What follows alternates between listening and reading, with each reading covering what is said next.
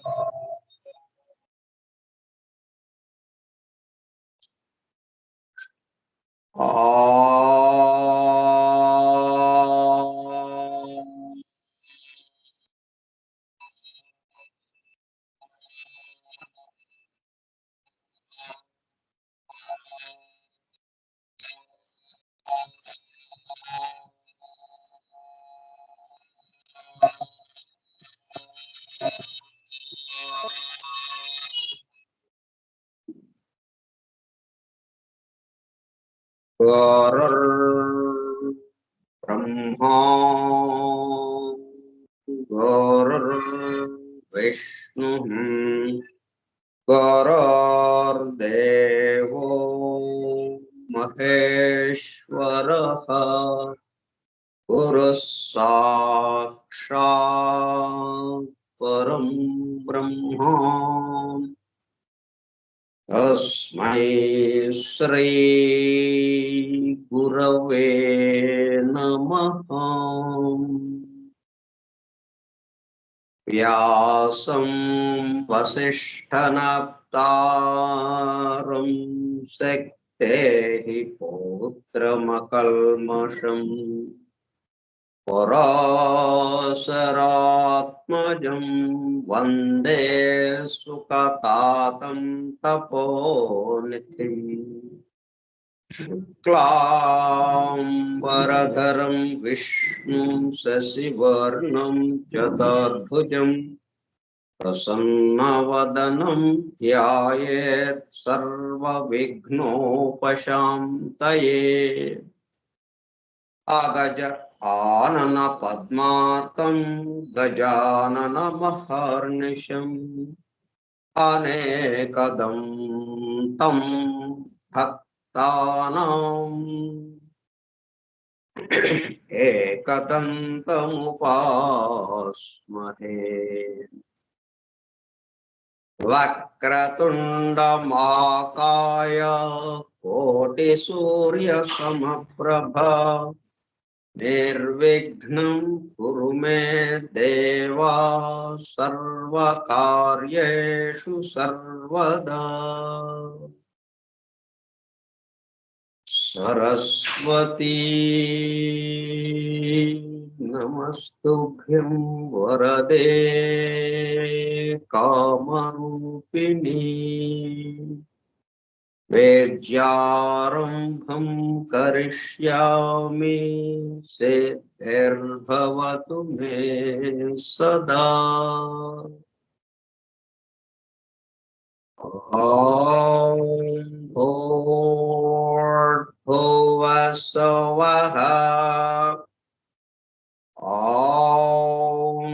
तत्सवितुर्वरेण्यं भर्गो देवस्य धीमहि धियो यो नः प्रचोदयात्।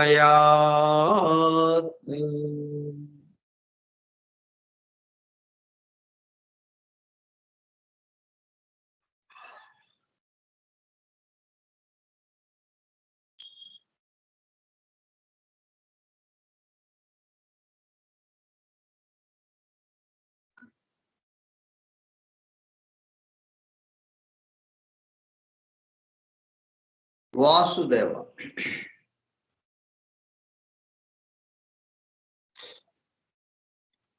కార్యక్రమ పరిచయ పత్రం. ఫోరం ఫర్ ట్రూత్ సీకర్స్, సత్యాన్వేషకుల బృందం.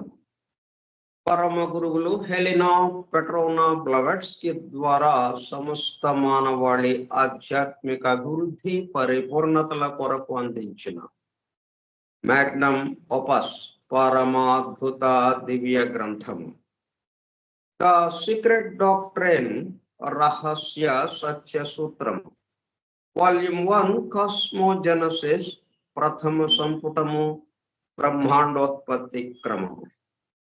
Part 1, Cosmic Evolution, and 7 stanzas from the Book of Dhyana. ప్రథమ భాగము ధ్యాన గ్రంథములోని 7 స్టాంజాస్ లో వివరింపబడిన బ్రహ్మాండ పరిణామం. గ్రంథ పఠనము, అధ్యయనము, అవగాహన, ఆత్మదర్శనము కార్యక్రమం. 169వ పాఠము 5/8/2024 సోమవారము సాయంత్రం 4:30 గంటలు.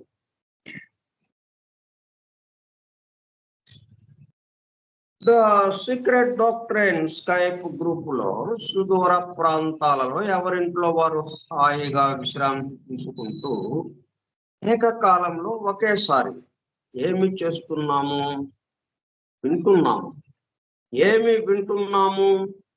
శాస్త్ర సాంకేతిక రంగంలో ఎంతో వేగముగా పురోగమిస్తున్న ప్రస్తుత కాలంలోనే మానవాళి అదే వేగముతో ఆధ్యాత్మిక రంగంలో కూడా పురోగమించుటకు వీలుగా ప్రపంచంలోనే అన్ని జాతుల మతముల పవిత్ర గ్రంథములలో పొడుపు కథల రూపంలో అర్థం అయి అవనట్లుగా ఉన్న సృష్టి రహస్యములను, సృష్టి అమెరికా కూర్పును బహిర్గతం చేసి మానవాళికి అందించి వాటి అవగాహన ద్వారా ఆత్మ దర్శనము పొందుట అను దివ్య ప్రణాళిక అమలు పరచబడుటకు పరమ గురువులు మేడం హెలినా పెట్రోనా బ్లవెట్స్కీ ద్వారా అత్యద్భుతముగా అందించిన ద సీక్రెట్ డాక్ట్రైన్ గ్రంథంలో బాహాటముగా ఇవ్వబడిన అతి నిగూఢములైన సృష్టి రహస్యములు, వాటి మూలము, గ్రంథ హృదయమును చేరు పద్ధతులు తెలుసుకోవాలనే తీవ్ర ఇచ్ఛతో, తపనతో సత్యాన్వేషణలో భాగముగా ఎన్నో నిగూఢ విషయములను మరింత లోతుగా తెలుసుకుంటూ సత్యమును చేరు ప్రయత్నంలో మనమందరము ఇక్కడ చేరాము. దానితో పాటు ఆధునిక విజ్ఞానం యొక్క దృష్టి పథము నుండి తప్పిపోయిన తత్వ దర్శన అన్వేషణలో అనగా సత్యాన్వేషణ కొరకు కూడా ఈ గ్రంథము దగ్గరకు వచ్చాము. The true student of the secret doctrine is a జ్ఞాన యోగి అని మేడం బ్లవెట్స్కీ తన చివరి రోజులలో అన్న మాటలను నిజం చేయటానికి మనమందరము జ్ఞాన యోగిగా అవుటకు కూడా ఇక్కడ చేరాము. గత 2 సంవత్సరముల 8 నెలల కాలము పాటు ద సీక్రెట్ డాక్ట్రైన్ గురించి తెలుసుకోవడానికి ప్రయత్నించిన మనము ప్రస్తుతము ఇక్కడ చేరి ద సీక్రెట్ డాక్ట్రైన్ ను తెలుసుకుంటూ ఆపై సమస్త విశ్వముగా రూపుదాల్చిన ద సీక్రెట్ డాక్ట్రైన్ యందు ప్రవేశించి ద సీక్రెట్ డాక్ట్రైన్ గా స్వస్థితి యందు మేల్కాంచుటకు చేస్తున్న చిరు ప్రయత్నమే ఈ కార్యక్రమం. ఈ దివ్య జ్ఞాన మహాయజ్ఞ కార్యక్రమంలో పాల్గొని చెవి యొగ్గి వినుచున్న అనగా ఒళ్ళంతా చెవులు చేసుకుని వినుచున్న ప్రియ సత్యాన్వేషక సోదర శ్రోతలందరకు నమస్కారం.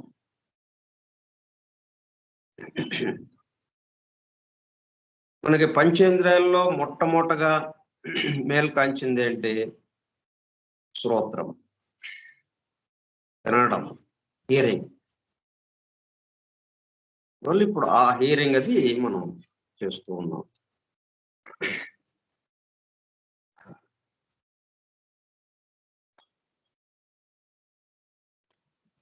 అని బెసెంట్ ద్వారా అందింపబడిన universal prayer invocation. Oh hidden life, vibrant in every atom. Oh, hidden light, shining in every creature. Oh, hidden love, embracing all in oneness. May each who feels himself as one with thee know he is also one with every other.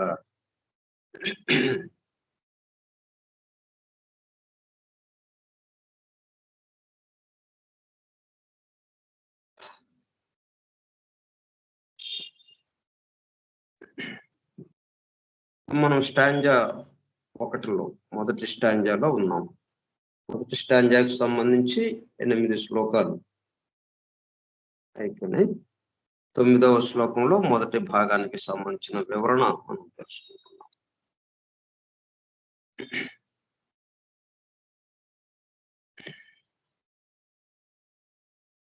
మనం ఉచ్ఛ్వాస నిశ్వాసం మనకి అందరికీ తెలిసేదేంటి? శ్వాసక్రియ నిరంతరము జరుగుతున్నది. మనం పుట్టిన దగ్గర నుంచే కాదు, పుట్టక ముందు కూడా ఉంది, పుట్టినప్పుడు ఉంది, మరణించేదాకా ఉంటుంది, మరణించిన తర్వాత కూడా ఆ శ్వాసక్రియ కొనసాగుతూనే ఉంటుంది. ఎందుకంటే చోటు నిశ్వసిస్తోంది, చోటు శ్వాసిస్తోంది, స్పేస్ పల్సేట్స్. దానివల్ల ఏమైంది? స్పేస్ లో ఉన్న ప్రతి వాళ్ళు శ్వాసించాల్సింది. వాళ్ళు ఎక్కడున్నా, ఏ స్థితిలో ఉన్నా ప్రతి అణువు శ్వాసించాల్సిందే. కాకపోతే దాని శ్వాసతో దీనికి మనం అనుసంధానం అవ్వకపోతే అది ఘర్షణకి దారితీస్తుంది. ఇవాళ తప్పనిసరిగా మనం ఎక్కడైతే ఉన్నామో, ఏ చోటులో అయితే మనం భాగంగా ఉన్నామో ఆ చోటు శ్వాసిస్తుంది కాబట్టి ఆ చోటుతో పాటు మనం కూడా శ్వాసిస్తున్నాం. కాకపోతే దానిలాగా మనము కాకుండా అది ఒకటి చేస్తే మనం ఇంకొకటి, ఒకదానికొకటి పరిపూరకముగా. అది నిశ్వసిస్తే, అది గాలిని వదిలిపెడితే, పీల్చిన గాలిని వదిలిపెడితే మనం గాలిని పీల్చుకుంటాం లోనికి. మనం పీల్చుకున్న గాలిని వదిలిపెడితే అది గాలిని పీల్చుకుంటుంది లోపలికి. ఇట్లా ఆడుకుంటాం, బంతి ఆటలాగా చక్కగా సాగుతూ ఉందన్నమాట. ఇప్పుడు ఈ ప్రళయము అన్నది మనం చెప్పుకుంటున్నాం, ప్రళయ స్థితి గురించి వివరించుకుంటున్నాం. ప్రళయ అంటే అది సంస్కృత పదం. ప్ర అంటే ఎవే, దూరముగా, లయ లయించటం.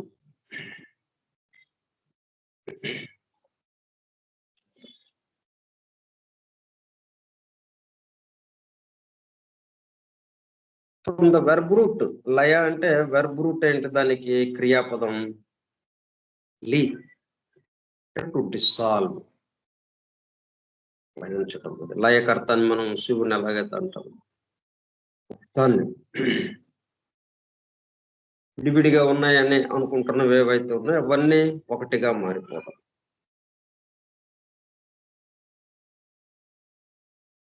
ప్రళయం అది the appearance and disappearance of the universe are pictured.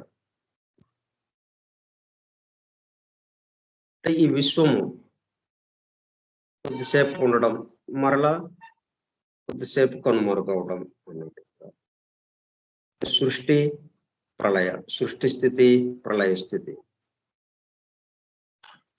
ఇది ఎట్లా జరుగుతుంది? Out breathing, in breathing of great breath, ఒక మహాశ్వాస నడుస్తుంది. దానికి అనుగుణంగా అది లోపలికి పీల్చుకునేటప్పుడు గాలి లోపలికి పీల్చుకుంటుంది అన్నప్పుడు ఏమైంది? ప్రళయ స్థితిలోకి వెళ్ళిపోయింది ఇదంతా. దాన్ని ప్రళయం అంటాం, లయము, దూరంగా లయం అయిపోయింది. అవే లయ, డిస్సాల్వ్, మొత్తం డిసల్యూషన్ లోకి వెళ్ళిపోయింది.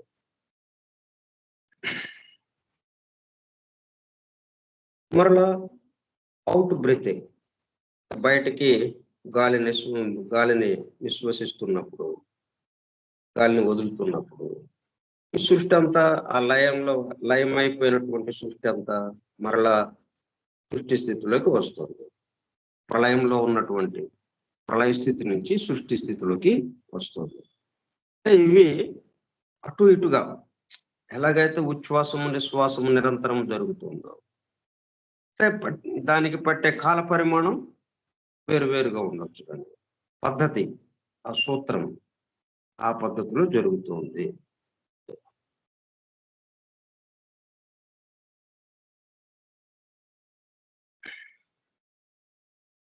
ఇప్పుడు అటువంటి ప్రళయ స్థితి గురించి మనం తెలుసుకుంటున్నాం. సృష్టి స్థితి గురించి అంటే సామాన్యంగా తెలుస్తూనే ఉంటుంది, మనం చూడటానికి అది కనపడుతూ ఉంటుంది. కాబట్టి ప్రళయ స్థితి అంటే మనకి అది అందుబాటులోకి ఉండదు. మెలకువ స్థితిలో మనం అన్ని తెలుస్తూనే ఉంటాయి, ఇంకొకళ్ళు చెప్పాల్సిన పని ఉండదు. దాదాపుగా అన్ని చూస్తూనే ఉంటాం మనం. నిద్రాస్థితికి వెళ్ళేటప్పుడు కల్లా అక్కడ ఏం జరిగిందో తెలియదు, చుట్టూ ఏం జరుగుతుందో, నిద్రాస్థితిలో నిద్రపోయిన వాళ్ళు ఏం జరుగుతుందో, నిద్రపోయిన వాడు ఎక్కడున్నాడో ఇవన్నీ ఏమి తెలియని స్థితిలో ఉండిపోతాం. అట్లా ఈ ప్రళయ స్థితి తెలియని స్థితిగా ఉంది కదా, ఉంది. కానీ ఐ ఆఫ్ డాంగ్మా అంటే మూడవ కన్ను తెరుచుకున్నటువంటి వారికి ఇట్లాగా మనం ఉచ్ఛ్వాస నిశ్వాసం జరుగుతుందంటే అర్థం ఏంటి? మోషన్, కదలిక మాత్రం నిరంతరము. అది ప్రళయ స్థిత సృష్టి స్థిత అనేది కాదు. ఆ లా ఆఫ్ మోషన్ ఏదైతే ఉందో,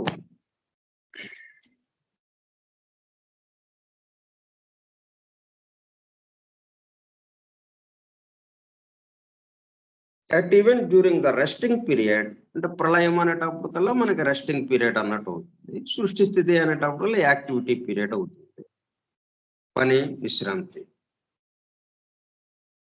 at even during the resting period, అంటే విశ్రాంతి సమయంలో కూడా eternal motion has not seized. చలన ధర్మం ఏదైతే ఉందో, లా ఆఫ్ మోషన్,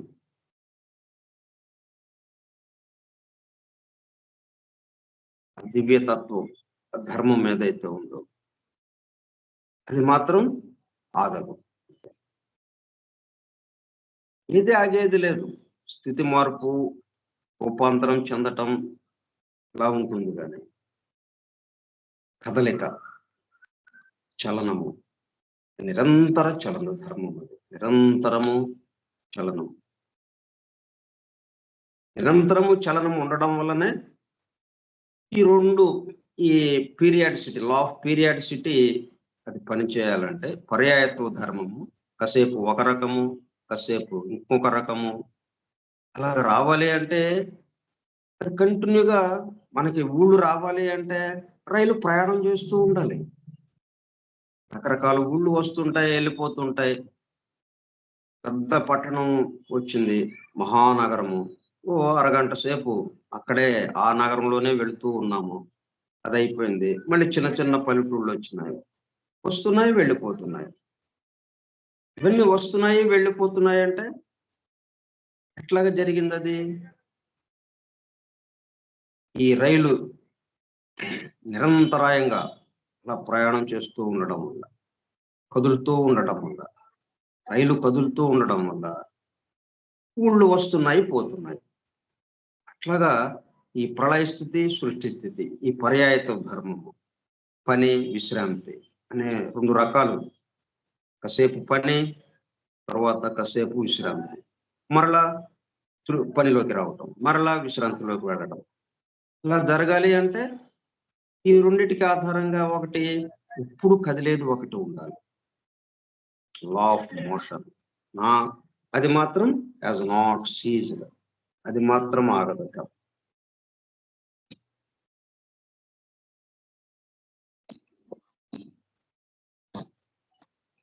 కాబట్టి అది ఆగట్లేదు కాబట్టి దాని ద్వారానే ఏదో మనకి తెలియబడుతుంది. ఈ ఐ ఆఫ్ డాంగ్మా ఎవరైతే ఆ పరమార్థ, ఆ నిర్వాణ స్థితికి వెళ్ళిన వాళ్ళు, ఆ దివ్య దృష్టి కలిగిన వాళ్ళు, మూడవ కన్ను తెరుచుకున్న వాళ్ళు, దీనిని అంటే 2 స్థితుల్లోనూ వాళ్ళు చూడగలుగుతున్నారు. ఒకేసారిగా చూడగలిగి అది వివరిస్తూ ఉన్నారు వాళ్ళు అని.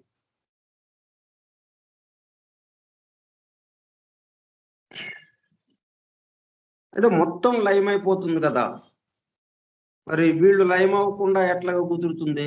లయం అంటే ఇక అందరూ లయమైపోవటం. శంకరుడు ఒక్కడే మిగులుతాడు అన్నట్టుగా. లయకర్త ఎవరైతే ఉన్నారో లయకర్త ఒక్కడే మిగులుతాడు, సమస్తము లయమైపోతుంది.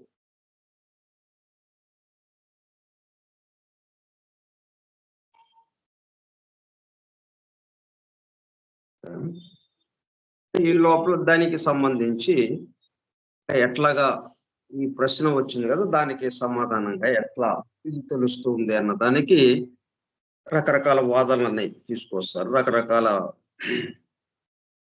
పదాలు ఉపయోగిస్తూ ఒక్కొక్క సంప్రదాయంలో ఒక్కొక్క రకంగా ఎలా చెప్తున్నారో మనం చెప్పుకుంటున్నాం. మాధ్యమికులు అలాగే ఈ బౌద్ధ మత సంప్రదాయంలో మహాయాన సంప్రదాయం, మాధ్యమిక సంప్రదాయం వాళ్ళు ఎలాగా చెప్తున్నారు. ఒకటి పరమార్థ సత్య, 2 సంవర్తి సత్య. పరమ అంటే అబౌవ్ ఎవ్రీథింగ్ అనుకున్నాం.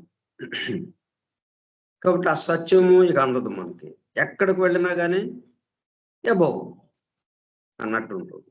ఇది సంవర్తి సత్య కప్పేసింది, అది దాన్ని తీద్దామని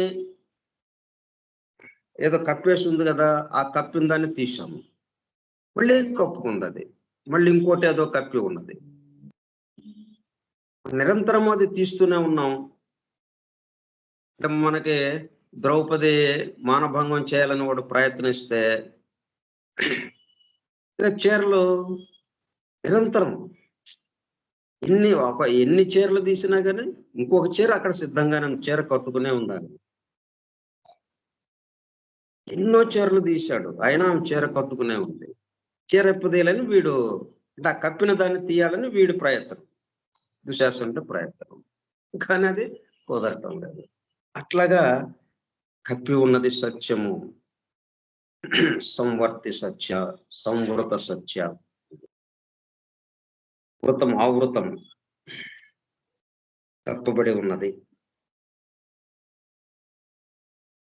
ఎందుకని ఇట్లాగా అంటే మనం విడిగా ఉండి దాన్ని చూడాలని ప్రయత్నం చేయటం వల్ల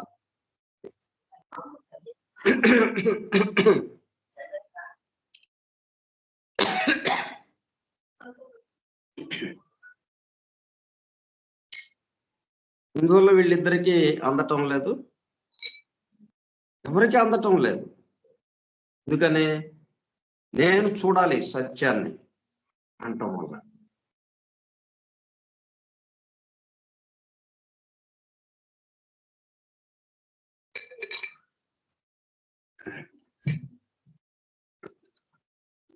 అందుకే భాగవతంలో మనకి సనక సనందనాథులు,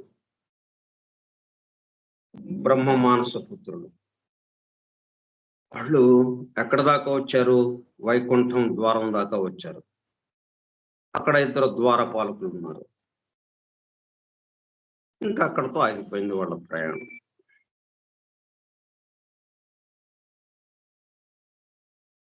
అంటే స్వామి బయటకు వచ్చారు వైకుంఠంలో నుంచి, తన అంతఃపురం నుంచి, గర్భాలయం నుంచి ఆయన బయటకు వచ్చి మనం ఆయన దగ్గరికి వెళ్ళటం కాకుండా, అంటే మనం ఆయన చూడాలని ఆయన దగ్గరికి వెళ్ళడం అంటే అది సాధ్యపడే అంశం కాదు. ఎందుకంటే రెండు అయిపోతుంది, చూసేవాడు ఆ చూడబడేది ఇట్లాగొచ్చేస్తుంది. ఉన్నది ఒకటే. అందువల్ల వీళ్ళిద్దరి సంప్రదాయాల్లోనూ వీళ్ళు చెప్పింది పరమార్థ సత్య, సంవర్తి సత్య, రెండిట్లోనూ సత్యం అందటం లేదు. ఎందుకని అంటే నేను సత్యాన్ని చూడాలని బయలుదేరటం వల్ల, నేనే సత్యం అంటే ఇక్కడ అయిపోయింది. ఇక్కడ మనం ఇంకెక్కడికి వెళ్ళినా, ఎంత దూరం వెళ్ళినా మనకు అందదు అన్నదల్లా పోయి నేనే సత్యం అయిపోయాను. అంతే, ఇంకంతే. అది నేను సత్యము, ఐఆమ్ దట్ ఐఆమ్, ఏదైతే ఉందో అదే నేను. అంటే ఇక్కడే మనం ఎక్కడికి వెళ్ళాల్సిన పని లేకుండా ఇక్కడే అయిపోతుంది అన్నట్టుగా.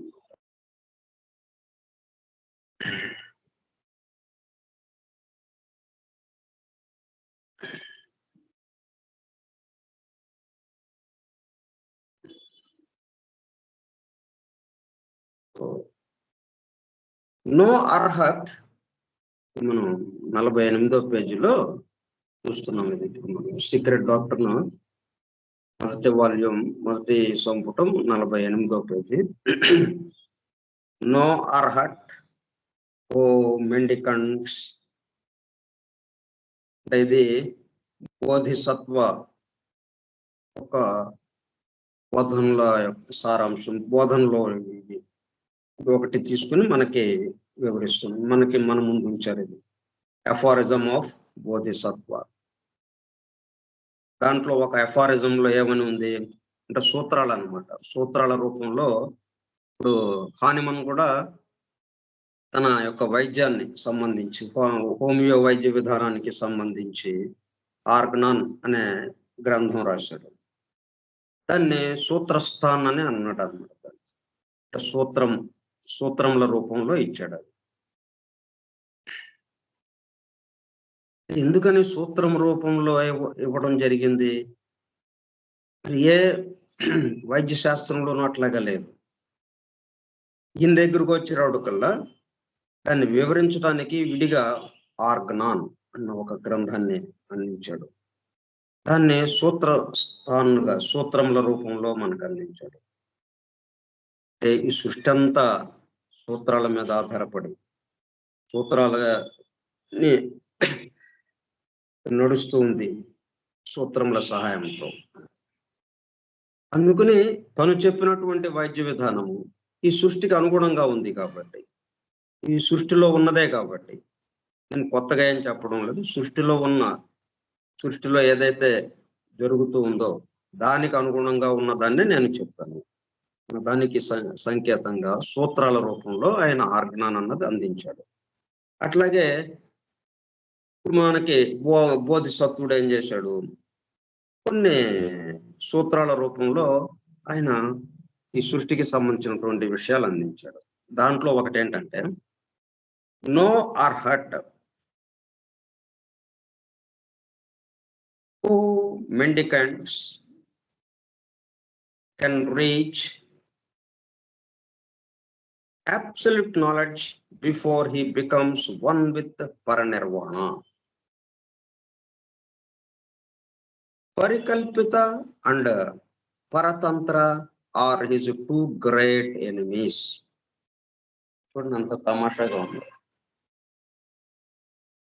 ఇప్పుడు సనక సనందనాథులకి ఎవరు అడ్డుపడ్డారు, ఎవరు అడ్డగించారు? వాళ్ళని లోపలికి వెళ్ళలేకుండా, స్వామిలో ఐక్యమైపోకుండా వైకుంఠంలోకి వెళ్ళిపోతే ఇంకా ఆయనతో ఐక్యమైపోయినట్టు అవుతుంది. ఇంకా వీళ్ళుగా విడిగా ఎక్కడ ఉండరు. ఇంకా వీళ్ళు విడిగా ఉండకుండా ఆయనలో ఐక్యమైపోయే దశకు వచ్చేసి వాళ్ళు నిలబడిపోవాల్సి వచ్చింది. ఇద్దరు శత్రువులాగా అక్కడ ఉన్నారు అన్నట్టుగా.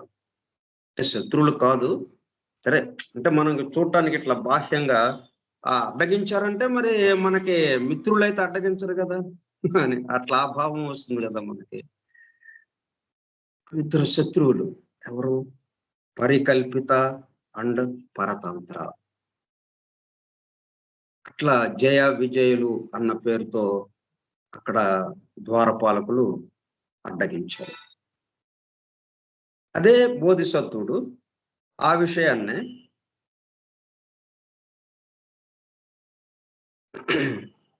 అంటే మనం అబ్సల్యూట్ నాలెడ్జ్ చేరాలి, ఆ స్థితికి చేరాలి అంటే before it becomes one with paranirvana.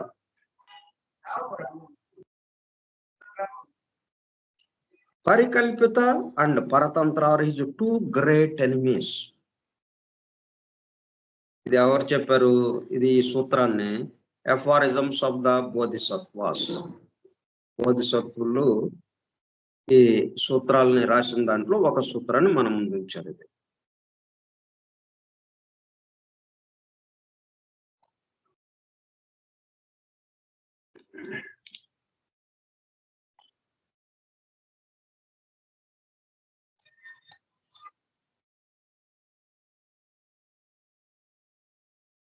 అర్హట్ అంటే ఇవన్నీ ఏంటనమాట, ఒక్కొక్క పేర్లు ఇవి వస్తుంటే ఆయా స్థితుల్ని చేరిన వాళ్ళకి ఆయా పేర్లు పెట్టడం అన్నట్టుగా ఆయా స్థితుల్ని తెలియజేస్తూ ఉంటుంది అక్కడ ఉన్న వాళ్ళు. అది ఇప్పుడు మనకి ఆఫీస్ ఉంది, ఆఫీసులో వాచ్మెన్ దగ్గర నుంచి అటెండర్ దగ్గర నుంచి ఆఫీసర్ దాకా ఒక 10 అంతస్తులాగా ఉంటుంది, 10 దశలుగా, 10 రకాల పోస్టులు. ఒకదాన్ని మించి ఒకటి, ఒకదాన్ని మించి ఒకటి అన్నట్టుగా ఎక్కడ ఉంటే అక్కడ ఆ పేరుతో పిలుస్తాం. గుమస్తాగా ఉన్నాడు ఒక క్లర్క్గా, ఆయన క్లర్క్ అండి అంటాం. ఇలాగా ఈ మొత్తం క్లర్క్స్ అందరికీ సెక్షన్ హెడ్గా ఉన్నవాడు సూపర్నెంట్ అంటారు. ఆయన సూపర్నెంట్ అండి అంటాము. అంతకుముందు అతను ఏం చేశాడు? క్లర్క్గానే ఉన్నాడు. క్లర్క్ స్థానంలో ఉండి అక్కడి నుంచి ఏం జరిగింది? ప్రమోషన్ మీద సూపర్నెంట్గా అయ్యాడు. ఇప్పుడు ఆయన్ని క్లర్క్ అని పిలవటం లేదు, సూపర్నెంట్ అని పిలుస్తున్నారు. అట్లా మన యొక్క యోగ సాధనలో దైవంని చేరే క్రమంలో ఒక్కొక్క స్థితిలో ఒక్కొక్క పేరుతో పిలువబడుతూ ఉంటాం మనం. ఈ అర్హత్ అన్నది కూడా అట్లాగా ఒక్కొక్క ఉపదేశ దీక్ష పొందినప్పుడు దానికి అనుగుణంగా ఆ పేరు పెట్టబడుతూ ఉంటుంది. ఇట్లా ఇప్పుడు అర్హత్ అంటే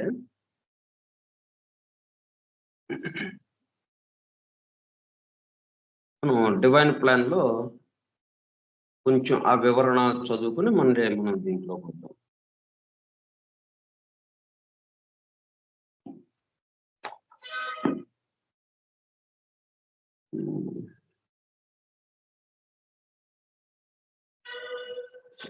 An arhan is credited with seeing and knowing all at a distance as well as on the spot.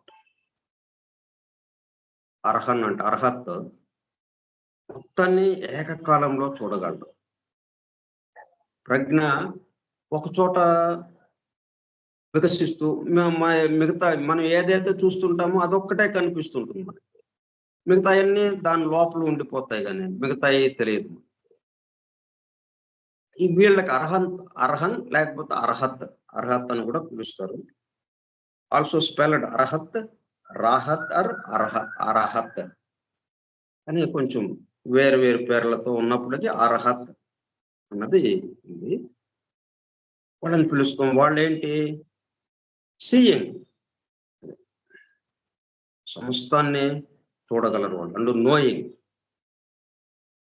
All, seeing and knowing all at a distance as well as on the spot. తన సమీపంలోది, సుదూర తీరాల్లోది, సుదూర ప్రాంతాల్లోది, ఎక్కడదైనా కానీ ఏకకాలంలో భూలోకం నుంచి బ్రహ్మలోకం దాకా ఒక్కసారిగా చూడగలుగుతారు. మామూలుగా అయితే ఏ లోకంలో ఉంటే ఆ లోకం వరకే మనం చూడగలుగుతాం. భూలోకంలో ఉన్నాం, ఇంక ఇక్కడ వరకే మనకి. కామలోకానికి వెళ్ళాం, ఆ కామలోకం వరకే మనం చూడగలుగుతాం. ఈ భూలోకం ఉండదు, ఆ ఎగువ ఉన్నటువంటి బ్రహ్మలోకం దాకాను ఉండదు. ఎక్కడుంటే అక్కడ అంతవరకే మనం చూడగలుగుతాం సాధారణంగా. కానీ ఈ అర్హత్ ఎవరైతే ఉన్నారో వాళ్ళు మొత్తాన్ని ఏకకాలంలో ఎల్లప్పుడూ చూడగలుగుతారు, తెలుసుకోగలుగుతారు. The word is derived from the verbal root arha, meaning to be worthy. అంటే దానికి తగిన వాడు, అర్హత ఉన్నవాడు అన్నట్టుగా. To be entitled to, hence one who is entitled to the distinction of having achieved the goal. Goal అంటే ఏకత్వానుభూతి.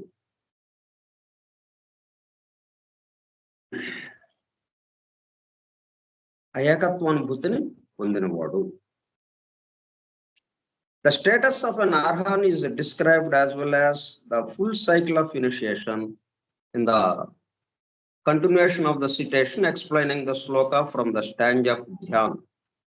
Stanza 6, sloka 7 లో ఈయన గురించి బాగా వివరంగా రాశారు. అర్హన్ అంటే though he can see the past, present and the future, is not yet the highest initiate. Arhat ఏంటి? మొత్తాన్ని చూడగలడు, భూత భవిష్యత్ వర్తమానాలని ఒక్కసారిగా దర్శించగలడు. ఇంకా తనకి తెలియనిది అంటూ లేదు. కానీ is not at the highest initiate, అంటే అత్యున్నతమైనటువంటి ఉపదేశాన్ని పొందినవాడు కాదు. For the adapt himself the initiated candidate becomes chala to a higher initiate.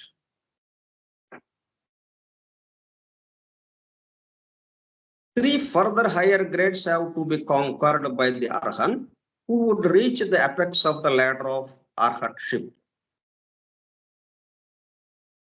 There are those who have reached it even in this fifth race of ours, but the faculties necessary for the attainment of these higher grades will be fully developed in the average ascetic only at the end of this root race and in the 6th and 7th. Thus there will always be initiates and the profane till the end of this minor manvantara, the present life cycle. The arhats of the fire mist of the 7th rung are but one remove from the root base of their hierarchy, the highest on earth and our terrestrial child.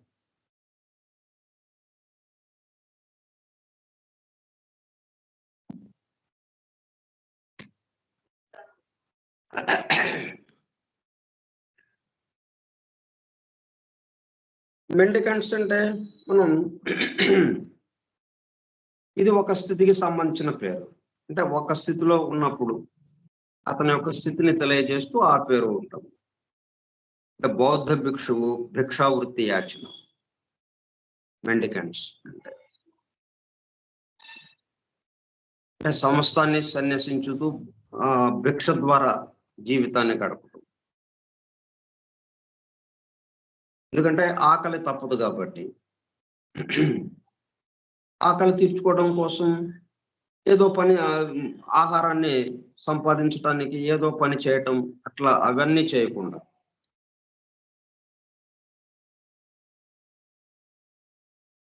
భిక్ష ద్వారా, యాచన ద్వారా తన ఆహారాన్ని, తన ఆకలిని తీర్చుకోవడం, వాళ్ళని మెండికెంట్.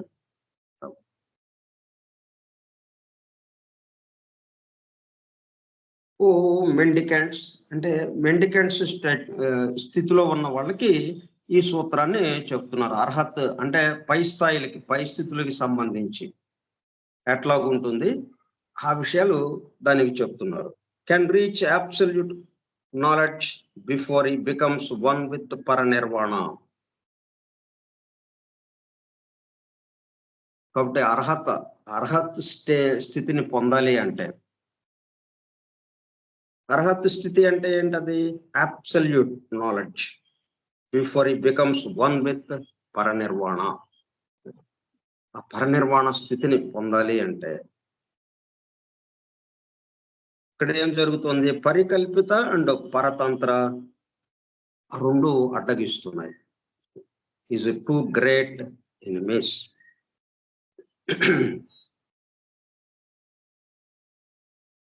ఇదంతా ఏంటో జరుగుతోందంటే వ్యక్తిగత సాధనతో, వ్యక్తిగతంగా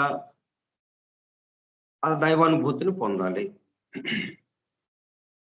ఆత్మ సాక్షాత్కారం పొందాలి అన్నట్టుగా ఇది చేస్తూ ఉండటం వల్ల ఈ మాదిరైనటువంటి వ్యవహారాలు వస్తుంటాయి మనకి. సరే, పరికల్పిత అంటే in Tibetan kontag is error made by those unable to realize the emptiness and illusionary nature of all. ఏంటవి? రెండు శత్రువులుగా ఉండి మనల్ని అడ్డగిస్తున్నాయని అంటున్నాడు కదా. అర్హత స్టేజ్కి వెళ్ళాలి అంటే మెండికెంట్స్ నుంచి, అంటే బౌద్ధ భిక్షువులకి ఈ సూత్రాన్ని చెప్తున్నారు. అంటే వాళ్ళు ఇంకా పై స్థాయికి అర్హత స్థితికి వెళ్ళాలనేది ఆలోచన ఉంటుంది కాబట్టి వాళ్ళకి, మీరు అర్హత స్టేజ్కి వెళ్ళాలి అంటే అబ్సల్యూట్ నాలెడ్జ్ అది పొందాలి అంటే, ఆ స్థితిని పొందాలి అంటే మీకు ఇద్దరు శత్రువులు ఎదురుగా నిలబడి ఉన్నారు. ఎవరు? పరికల్పిత అండ్ పరతంత్ర. వాళ్ళు ద్వారపాలకులుగా అక్కడ మిమ్మల్ని అడ్డగిస్తూ నిలబడి ఉన్నారు. వాళ్ళు గ్రేట్ ఎనిమీస్, మామూలు సామాన్యమైనటువంటి శత్రువులు కారు వాళ్ళు. పరికల్పిత అంటే అది ఈజ్ ఎర్రర్. అంటే ఒక శత్రువు ఏంటి? ఎర్రర్.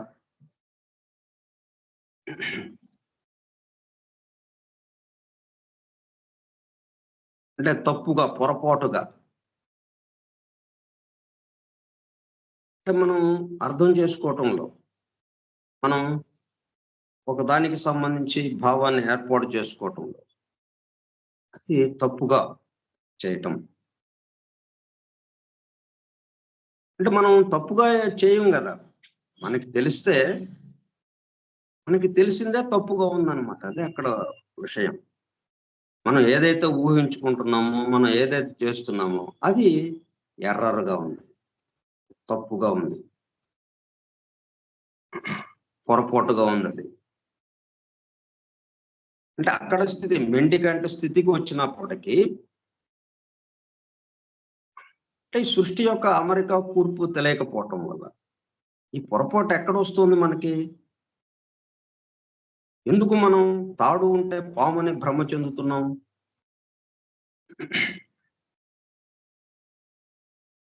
సృష్టి యొక్క అమరిక కూర్పు అది తెలియకపోవటం వల్ల.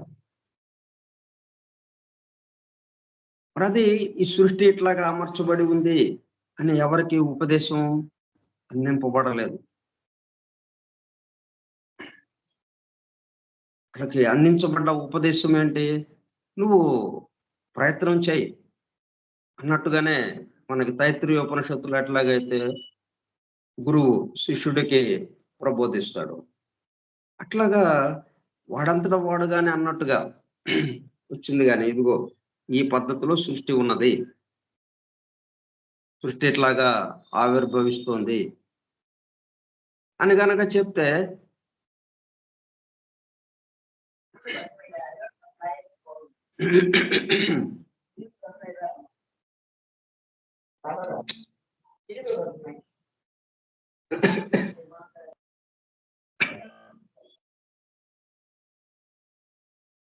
is error made by those unable to realize the emptiness and illusionary nature of all.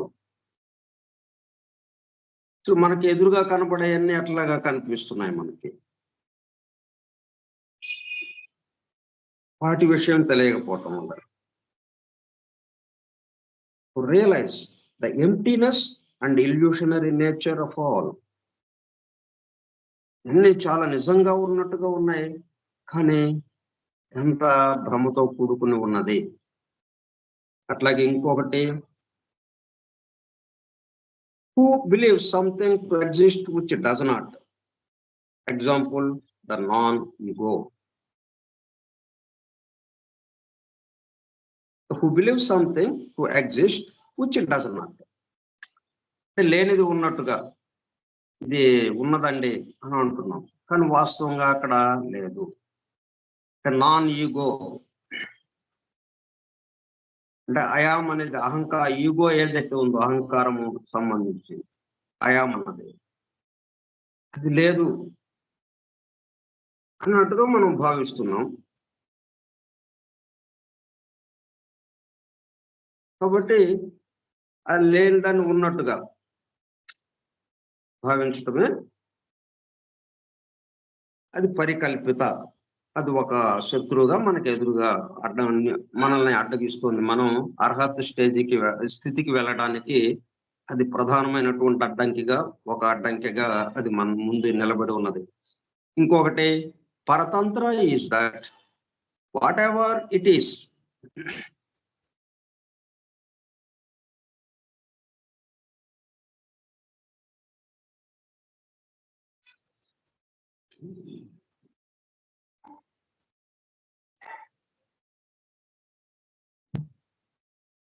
పరతంత్ర is that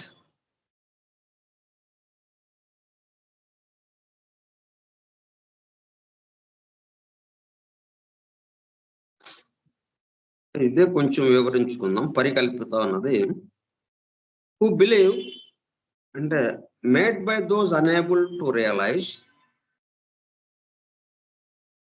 ఆ తప్పు ఎలాగా జరుగుతోంది? ఉన్న విషయాన్ని ఉన్నట్టు కాకుండా ఇంకొక రకంగా మనం అనుకోవటం వల్ల. అనేబుల్ టు రియలైజ్, ఆ శక్తి సామర్థ్యాలు లేకపోవటం. ఇది ఇట్లా కాదు, ఇది అంటే అక్కడ తాడే ఉంది, పాము లేదు అన్న దానికి ఉన్న వాస్తవాన్ని, యథార్థాన్ని గమనించటం, తెలుసుకోవడానికి అశక్తులు అవ్వటం వల్ల, ఉన్న యథార్థాన్ని, వాస్తవాన్ని తెలుసుకోవడానికి అశక్తులుగా ఉండడం వల్ల, నేబుల్ సమర్థత లేకపోవటం వల్ల, ద ఎంప్టీనెస్ ఆఫ్ ఏంటది, ఏంటి తెలుసుకోలేకపోతున్నారు? ద ఎంప్టీనెస్ అంటే శూన్యం, emptiness and illusionary nature of all. ఈ సమస్తం కూడా మనం ఇంకో వేరే అన్నట్టుగా చూస్తున్నాం కదా. ఈ వస్తువులన్నిటినీ వేరే వేరేగా ఉన్నాయి అన్నట్టుగా చూస్తున్నాం.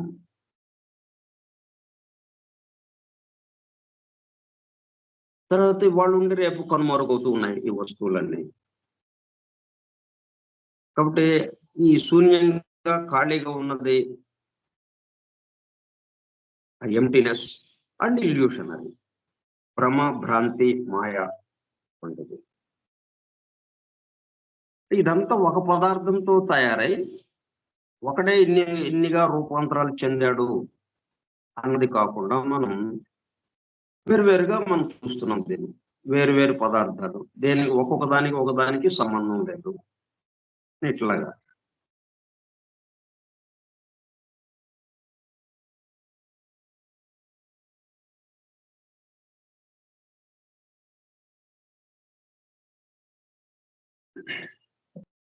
తర్వాత దీన్ని నడుపుతున్నటువంటి ఆ జీవం ఆత్మకి సంబంధించి ఆ పరమాత్మ తత్వం ఏదైతే ఉందో అది ఇక్కడ లేదు అన్నట్టుగా, ఎంప్టీనెస్ శూన్యంగా ఉంది ఇక్కడ అన్నట్టుగా.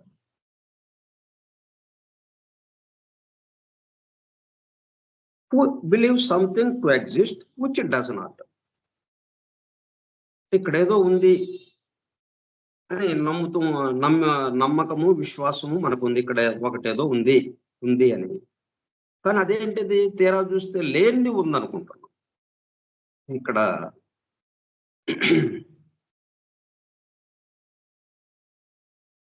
which it does not. ఉదాహరణకు చూసుకుంటే ద నాన్ ఈగో. అంటే నాన్ ఈగో ఉంది అని అనుకుంటున్నాం, కానీ వాస్తవంగా అట్లాగా లేదు. అది ఎట్లా అంటే, ఈగో అంటే ఏంటి? తాను, నేను, అహం, సెల్ఫ్. అంటే నేను అన్నది లేకుండా అసలు ఇక్కడ ఈ సృష్టి లేదు. కానీ మనమందరము నాన్ ఈగో అన్నట్టుగా. ఈగో అన్నది తనను గురించిన చాలా ఎక్కువ అభిప్రాయం. అంటే విడిపడినటువంటి ఈగోగా.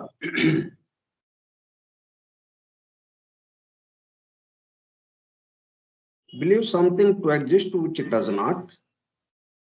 Example, the non-ego.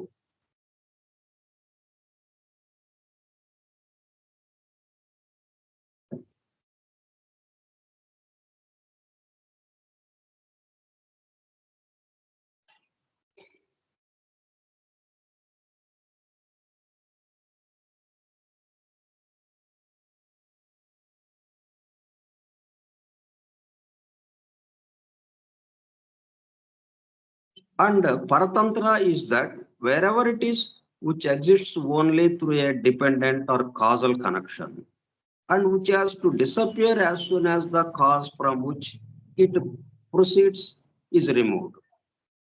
Example, the light of a wick. Destroy or extinguish it and the light disappears. పరతంత్రాన్ని ఇంకొక శత్రువు ఆ పక్కన నిలబడి ఉన్నాడు. ఒక పక్కనేమో పరికల్పిత అన్న శత్రువు ఉన్నాడు, ఇంకొక పక్క పరతంత్ర అనే శత్రువు నిలబడి ఉన్నాడు. ఆయన ఏంటి? మనం ఆ అబ్సల్యూట్ నాలెడ్జ్లోకి, అబ్సల్యూట్ ఆ దైవానుభూతిలోకి వెళ్ళటానికి, ఏకత్వానుభూతిలోకి వెళ్ళటానికి వీళ్ళిద్దరూ ఎదురుగా నిలబడి ఉన్నారు. అంటే ఈ భావాలు మన దగ్గర ఉండడం వల్ల, ఈ భావాల నుంచి మనం విడిపడకుండా మనం ఏకత్వానుభూతికి వెళ్ళిపోదాం అన్నట్టుగా ఉంటాం వల్ల. ఇప్పుడు వాళ్ళు ఏంటి? అహంకరించారు కదా వాళ్ళు, సనక సనందనాథులు. మమ్మల్ని అడ్డగిస్తావా నువ్వు? నువ్వెంత? నువ్వు ఆఫ్టర్ ఆల్ నువ్వు ద్వారపాలకుడివి, ఇక్కడ కాపలా కాసేవాడివి, కాపలా భటుడివి. నువ్వు మేమేంటి? మొత్తానికి సంబంధించిన వాళ్ళం మేము ఎంత తపస్సులు చేసి అన్ని లోకాలను దాటి వైకుంఠానికి వచ్చాం. మా స్థితి ఏంటి, నీ స్థితి ఏంటి అన్నట్టుగా వాళ్ళకి ఆ యుగో అన్నది. అంటే తమ యుగో, ఆ అహంకారం మొత్తానికి సంబంధించిన యుగో అన్నట్టు కాకుండా తమ అహంకారం దాన్ని ప్రదర్శించడం వల్ల వాళ్ళు లోపలికి వెళ్ళలేకపోయారు. అట్లాగే ఇంకొకటి paratantra. Whatever it is which exists only through a dependent or causal connection. ఏదైనా కానీ అది కాజ్ అండ్ ఎఫెక్ట్ తో కూడుకుని ఉన్నది. ఎందుకు మనకి ఆ పరమార్థ సత్య, ఆ సత్యము మనకు అందడం లేదు అంటే, మనం ఎక్కడ ఉంటున్నాం? కాజ్ అండ్ ఎఫెక్ట్ లో ఉంటున్నాం. అదేమో కాజులెస్ కాజ్. అది కారణాలకి కారణంగా ఉంటుంది, తనకు మాత్రం కారణం ఇంకొకటి కారణం లేదు. తనే కారణం, తనకు తనే కారణం, మిగతాన్నిటికీ తాను కారణంగా ఉంటుంది అట్టుగా ఉంది. మనకేంటి? కాజ్ అండ్ ఎఫెక్టే మనం గమనిస్తూ ఉంటాం, దాన్ని దాటలేదు మనం.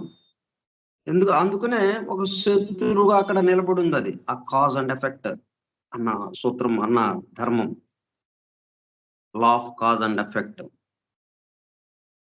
which exists only through a dependent or causal connection. ఏదైనా కానీ మనం అది అక్కడ నిలబడి ఉంది అంటే అర్థం ఏంటి? అది ఎఫెక్ట్. ఆ ఎఫెక్ట్ అక్కడ ఉంది అంటే అర్థం దానికి కారణం ఉండడం వల్ల,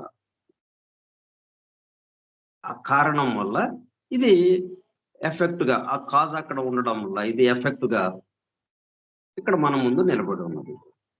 ఇది ఎంతసేపు నిలబడి ఉంటుంది? ఆ కాజ్ ఉన్నంతసేపు. ఆ కాజు మాయమైపోతే ఎఫెక్ట్ వెళ్ళిపోతుంది. ఇంక ఎఫెక్ట్ ఉండదు అక్కడ.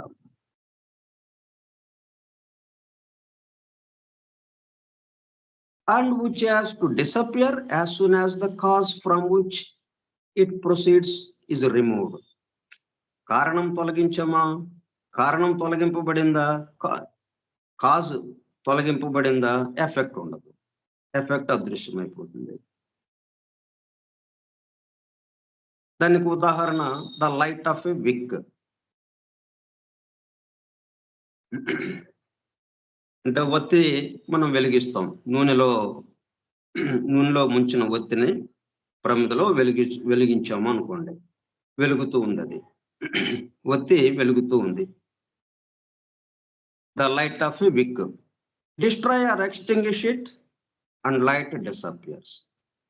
ఆ లైట్ వెలిగించక ముందు అది చీకటి ఉంది. మనం ఎందుకు లైట్లు వేస్తాము? రాత్రి అవ్వగానే మరి పగలు లైట్లు వేసుకోం కదా.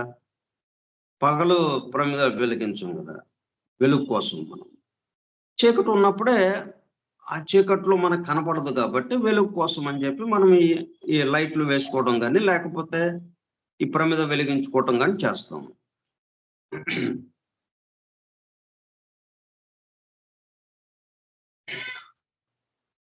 ప్రమిద వెలిగించాము. ప్రమిద వెలిగిస్తే మన చుట్టూ వెలుగు పరుచుకుంది. ఆ వెలుగుతో అవన్నీ మనం అక్కడ ఉన్నటువంటి అన్ని కనిపిస్తూ ఉన్నాయి. సో ఇప్పుడు ఏమైంది? Cause and effect. కాజ్ ఏంటి? ఆ విక్కు, ఆ ఒత్తి వెలిగింపబడడం. ఒత్తి వెలిగింపబడకపోతే అక్కడ వెలుగు లేదు కదా. అంతకుముందు మరి వెలిగించలేదు కాబట్టి అక్కడ చీకటి ఉంది.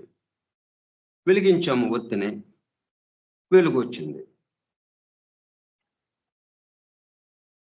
కాబట్టి ఇది కాజ్ అండ్ ఎఫెక్ట్ గా ఆ ఒత్తి వెలిగించటం, తద్వారా వెలుగు రావటం. అంటే వెలుగు దేని మీద ఆధారపడి ఉంది? ఈ ఒత్తి మీద ఆధారపడి ఉంది. అంటే డిస్ట్రాయ్ ఆర్ ఎక్స్టింగ్విష్ ఇట్. ఆ ఒత్తిని మనం వెలుగుతున్నటువంటి దాన్ని ఆరిపేసేస్తే,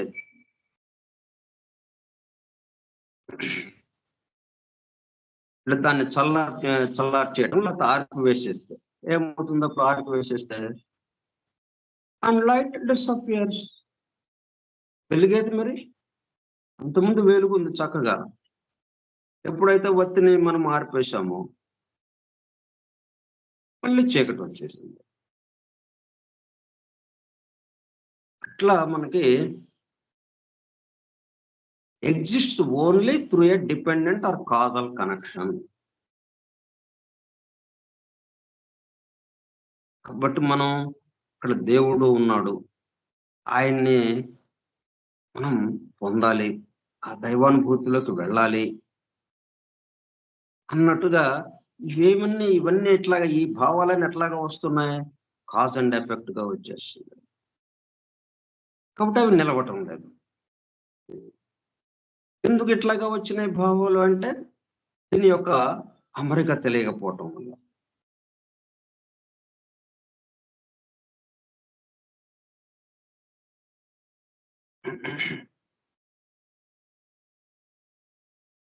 కానీ esoteric philosophy teaches that everything lives and is conscious, but not that all life and consciousness are similar to those of human or even animal beings. ఈ esoteric philosophy ఇది మనకి ఏమి బోధిస్తుంది అంటే, మనకి ఇప్పటి వరకు ఉన్నటువంటి ప్రబోధాలు, ఉపదేశాలు, వీటికి సంబంధించిన విషయం. వీటన్నిటికీ సమన్వయంగా ఈసోటరిక్ ఫిలాసఫీ ఏమి ప్రబోధిస్తుంది అంటే, ఈసోటరిక్ ఫిలాసఫీ ఏది చెప్పినా కానీ దానికి మూలాధారంగా ఏముంటుంది? ఆధారంగా దేని ఆధారంతో అది బోధిస్తోంది, విషయాన్ని వివరిస్తోంది సృష్టి యొక్క అమరిక కూర్పుని దగ్గర పెట్టుకుని ఇవి వాళ్ళకి అంతవరకు అందిన దానికి సంబంధించి వాళ్ళు అలాగ ఆలోచిస్తూ ఉంటే, అలాగ ధ్యానంలో ఉంటే వాళ్ళకి ఎంతవరకు అందిందో ఇంకా అదే ఫైనల్ అన్నట్టుగా ఇంకా అక్కడతో ఆగిపోతూ అక్కడ వరకు ఏమి వచ్చిందో దాన్ని చెప్తూ ఉండడం వల్ల ఇట్లా రకరకాలైనటువంటి అభిప్రాయాలు ఇలాగ వస్తున్నాయి. ఇసోటరిక్ ఫిలాసఫీ ఇది సృష్టి యొక్క అమెరికా కూర్పుని ఆధారం చేసుకుని చెప్పడం వల్ల ఉన్న విషయాన్ని ఉన్నట్టుగా అక్కడ తాడే ఉంది, ఈ పాముకి ఆస్కారం లేదు, ఇంకా భ్రమకి ఆస్కారం లేదు, ఇంకా ఉన్నదాన్ని లేనట్టుగా లేని దాన్ని ఉన్నట్టుగా భావించడానికి ఆస్కారమే లేదు. రేపు మిగతా ఈ విషయాలకు సంబంధించి రేపు చెప్పుకుందాం.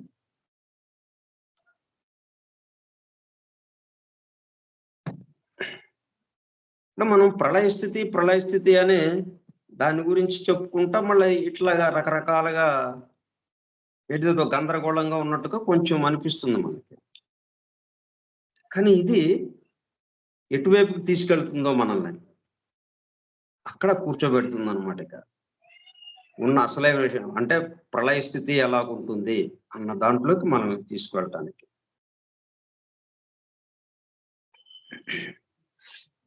స్వస్తి ప్రజాభ్యః పరిపాలయంతాం న్యాయేణ మార్గేణ మహీం మహిషాః. ఓ బ్రాహ్మణేభ్యః శుభమస్తు నిత్యం. లోకాః సమస్తాః సుఖినో భవంతు. లోకాః సమస్తాః సుఖినో భవంతు. లోకాః సమస్తాః సుఖినో భవంతు. ఓం శాంతి శాంతి శాంతి. వాసుదేవ.